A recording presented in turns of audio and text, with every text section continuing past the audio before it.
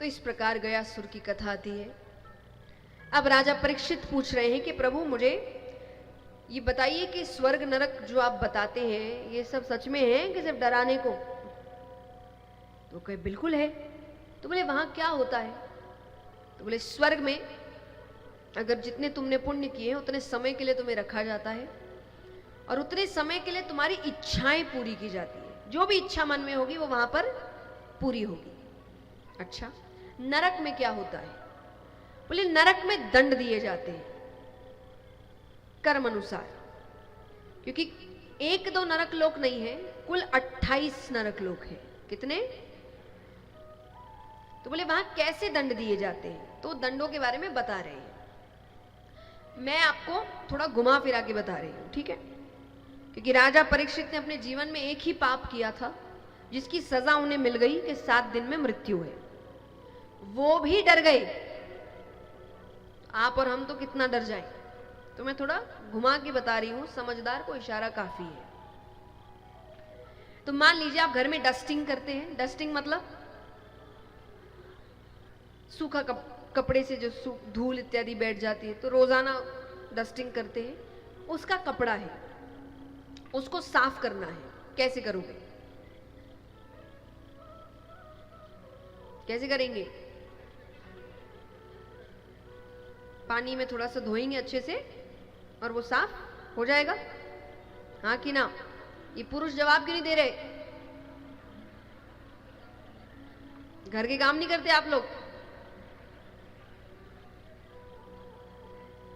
पानी में धोएंगे तो साफ हो जाएगा।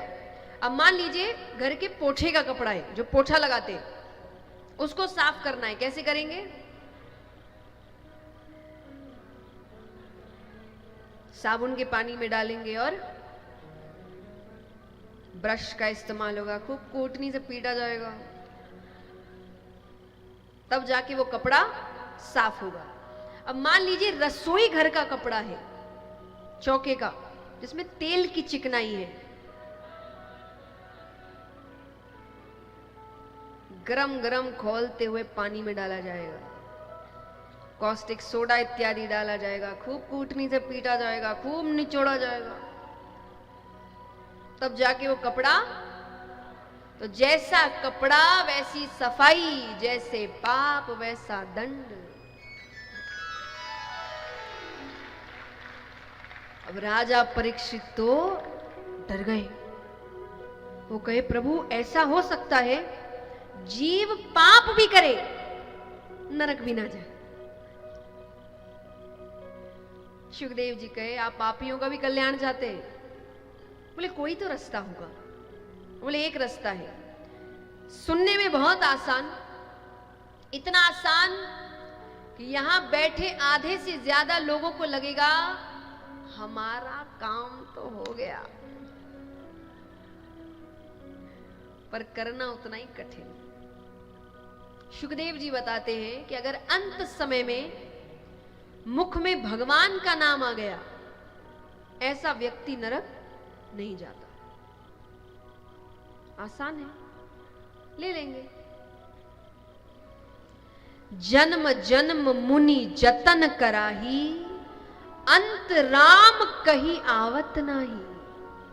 बड़े बड़े मुनि इसकी कोशिश करते, उनसे भी नहीं होता। क्योंकि पहली चीज ना, मृत्यु के समय पीड़ा बहुत होती है। एक तो पूरी जिंदगी आंखों के सामने आती है, तो उससे ही आपका ध्यान हटता नहीं है। फिर अगर ध्यान हट भी जाए तो जिस चीज में सबसे ज्यादा मोह है, ध्यान वहां जाता है। बच्चे से मिल लूं, पति से मिल लूं, पत्नी से मिल लूं, उससे मिल लूं, वो मोह जहां भी होगा। जैसे कहानी मैंने सुनी थी कि एक बार एक व्यक्ति था, बहुत कंजूस, बहुत कंजूस।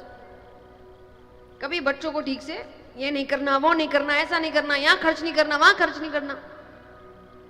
साल बीते, अंत समय आया तो कमरे में आसपास जो बेटे हैं, उनके बहुएं सब खड़ी हैं, हालत खराब है, बोलने की भी ताकत नहीं है ठीक से। तो बच्चे सब खड़े हैं कि अब ज्यादा समय तो बचा नहीं है। अचानक वो देख रहे हैं कि पिताजी एक और इशारा कर रहे हैं।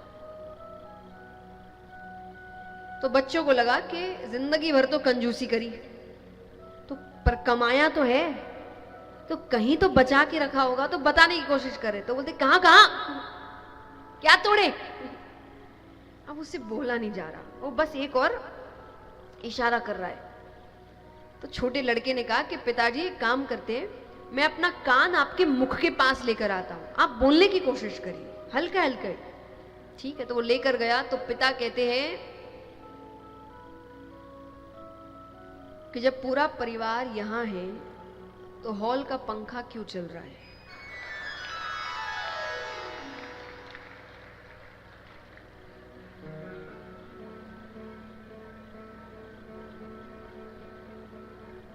मोह उसी में है ना, मोह ऐसी चीज है, क्या कहां ले जाएगा इतना।